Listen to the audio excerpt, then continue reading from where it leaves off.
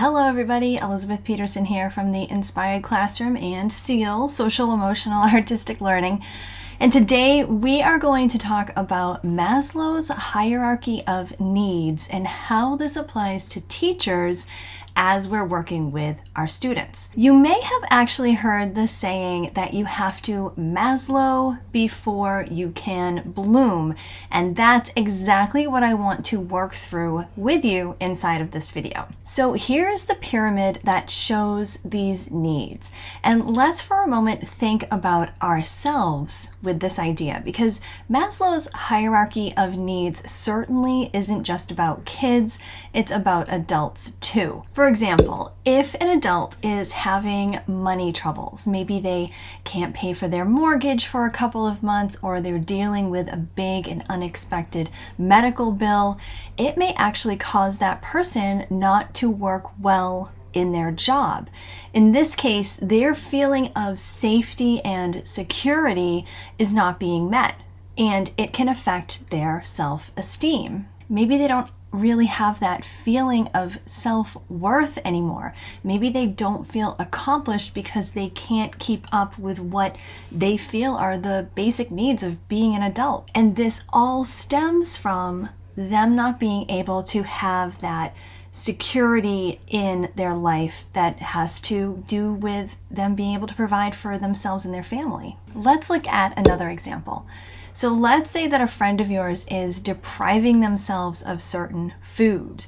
Maybe they're on a low carb or no carb diet and it's making them irritable and not so fun to be around.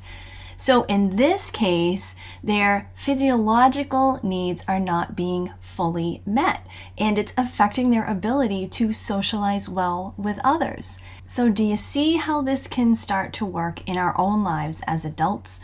Well, the same is true for our students as well. The way the hierarchy works is that you need to build a good foundation and pacify the needs at the bottom of this pyramid in order to start working your way up. You can't really skip steps. And let's face it, school is kind of more focused on the esteem part of the pyramid, right? Now, there's no problem with that. We are teachers, and teaching knowledge is what we do. The only thing is that if students are coming to us without having those other needs met, their learning is not going to be nearly as good as it could be. For example, I'll never forget this one time last year. One of my students, it was about 8:50 in the morning. We had just switched for math groups, and she was not being her normal self. She wasn't getting right into the math warm-up that we usually started with. She was kind of slumped over, and I thought, oh goodness, something bad must have happened at home.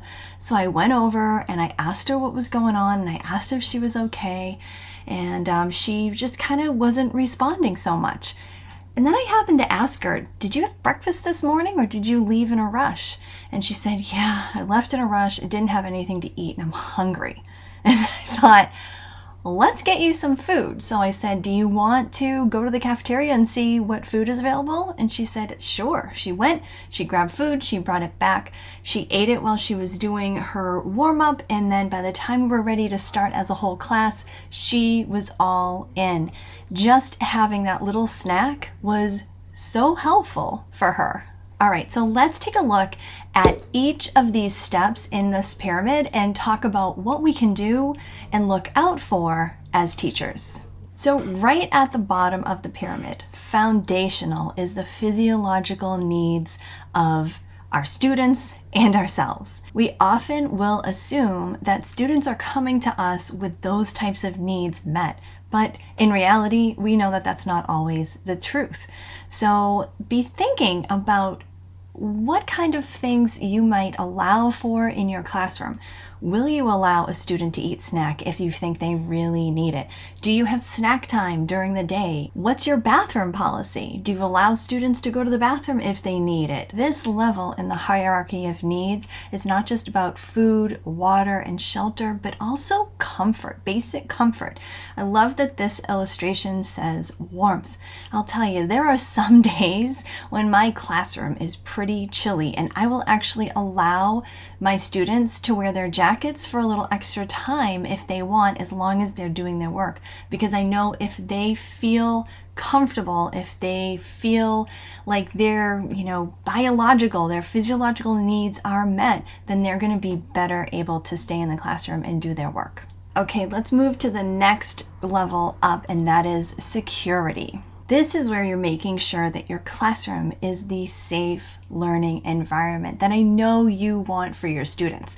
So do your students feel safe in the classroom? And there are some things that you might want to think about as you're considering this in this framework here. This could include something as simple as your seating arrangement. Maybe a student needs to be far or near from certain people in the room, or even you as the teacher. Maybe they need to be near the doorway or far away from the doorway. Maybe they just need a little extra space because they don't feel comfortable being in the middle of the room and feeling like they're surrounded by others. This is also where you might consider, do you have the tools and things that your students need so that they don't feel out of place, but they feel like they are comfortable and safe inside your classroom. This is also where some strategically chosen fidgets can also be utilized, like something really quiet that they can squeeze kind of out of sight, but you know that it's helping them. Now, social needs are such an important part of all classrooms, and I know that this is one of the things that teachers love to take the time to cultivate in their classroom. Building relationships between teacher and student, and also peer-to-peer, seems to be the single most important thing, the most important aspect of social emotional well-being that students need inside the classroom. And whether it's the beginning of the school year or the middle or even near the end, having some good ways to continue to build relationships and get students to, work together really well and have that sense of belonging is just so important. And if you're looking for some quick and effective ways to build relationships in your classroom, be sure to check out my Quick Connections free resource from SEAL. I'll leave the link to get your free copy down below this video. Finally, we start getting up there on the hierarchy of needs. Let's take a look at esteem. Now, this is where most of our school day can live if our students' other needs are being met. In this place, in this level of the hierarchy of needs, students can work with others, they'll learn, they'll take risks, they'll make mistakes, they'll gain a sense of accomplishment in the work that they're doing. This is where confidence is built, and you can build upon the learning that your students are doing in your classroom. Now, this level of the hierarchy is, I believe, where bloom starts to happen, in this esteem layer and then up to the self-actualization as well. So you've probably heard of Bloom's taxonomy, right?